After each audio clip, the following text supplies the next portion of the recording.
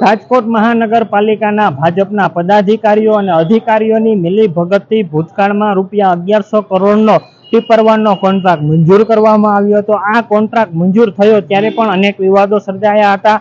ત્યારે ગઈકાલે પર્યાવરણ ઇજનેર પરબેજ સોલંકીનો સફાઈ કામદાર યુનિયનના પ્રમુખ અને સફાઈ કામદારો દ્વારા ઘેરાવ કરવામાં આવ્યો હતો અને એવો આક્ષેપ કરવામાં આવ્યો હતો કે કોન્ટ્રાક્ટ એજન્સી દ્વારા ડમી સફાઈ કામદારોને ઊભા કરીને આર્થિક કૌભાંડ આચરવામાં આવી રહ્યું છે અને આ કૌભાંડના હપ્તા પદાધિકારીઓ અને અધિકારીઓને મળી રહ્યા છે, જે અંગે સનસનીખેજ આક્ષેપો કર્યા બાદ પુરાવા સાથે રજૂઆત પણ કરી હતી અને આ અંગે વધુ વિગત આપણે પારસભાઈ પાસેથી જાણીશું।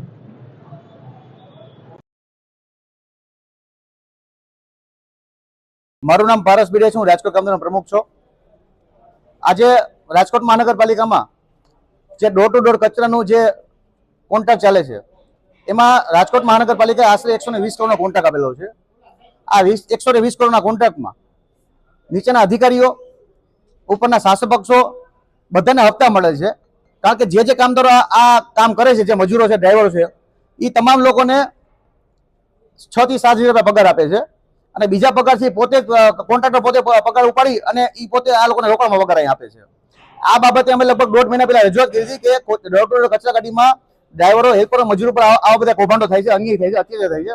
છતાં આના જે આપણે પર્યાવરણ ઇજનેર છે બ્રજેશભાઈ સોલંકી, એને 1.5 મહિના પહેલા લેખિતમાં ફરિયાદ આપી હતી કે આમાં કૌભાંડો થાય છે, બધું બંધ કરાવો, છતાં એમાં કોઈ પગલાં નથી લેવાતા। એનું કારણ મોટામાં મોટું કારણ એ છે કે નીચે જિલ્લાના ઉપરના તમામ લોકોને હપ્તા બાંધેલા છે, હપ્તા બાંધ્યા છે, લોકો કઈ બોલી નથી શકતા।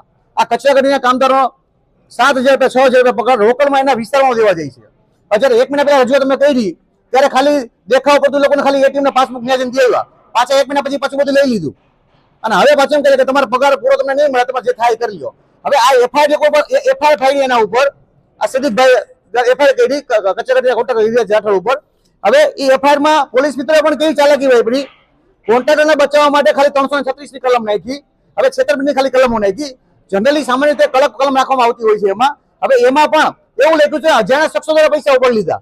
તમે વિચાર તો કરો, એક વ્યક્તિ છે એ લેખિતમાં ફરિયાદ કરે છે રાજકોટ મહાનગરપાલિકાના કમિશનર સાહેબજીને અને કમિશનર સાહેબ, પોલીસ કમિશનર સાહેબજીને કે ભાઈ અમારા પૈસા છે, અમારા કોન્ટ્રાક્ટરે ખાતામાંથી ઉપાડી અમારે છેતરપિંડી કરે છે, ભ્રષ્ટાચાર કરે છે, છતાં પણ પોલીસ તંત્ર અને રાજકોટ મહાનગરપાલિકા બે એને બચાવવા મથામણ કરી રહી છે। આ બહુ મોટું કૌભાંડ છે। દર મહિને આશરે 1 કરોડથી લઈને વધારે રૂપિયાનું કૌભાંડ થાય છે આમાં। જો આવનારા દિવસોમાં કચરા ગાડીનું કૌભાંડ છે અને જીડીએચના જે સફાઈ કામદારો છે એને પણ સ્ટાર્ટિંગમાં જે આપણે કૌભાંડ બહાર પાડ્યું છે, 5 લાખનો હપ્તો દેવા તો આપણે એને આપણે એક્સપોઝ કર્યા હતા, હાલ પછી એના ધંધા ચાલુ કરી દીધા। શું કામ? અધિકારીને હપ્તા મળી ગયા છે। હવે રજૂઆત કરવામાં આવી છે તો કે એ અમારા મને 15 જણા કામે ઉતારી મૂક્યા। કેમ ભાઈ? તમને દર મહિને મલાઈ લેવામાં વાંધો નથી આવતો? એ તકલીફ એમાં મજા આવે છે તમને? જયારે કોઈ ગરીબ માણસો સફાઈ કામદારો કચરા ગાડી વાળા કામદારો તમે કામેથી ઉતારી મૂકે છે તો તમને તકલીફ પડે છે ભાઈ?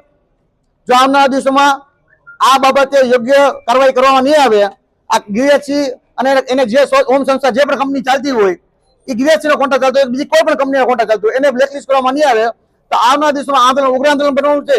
બીજું, જે પૈસા જીડીએસ દ્વારા પૈસા ખાઈ ગયો છે ભ્રષ્ટાચાર કરીને, જે પૈસા કામદારના ખાતામાં જમા કરવા નહીં આવે તો રાજકોટની તમામ કામગીરી જે બંધ કરવામાં આવશે એ બાબતની તંત્ર છે ગંભીરતાપૂર્વક નોંધ લે।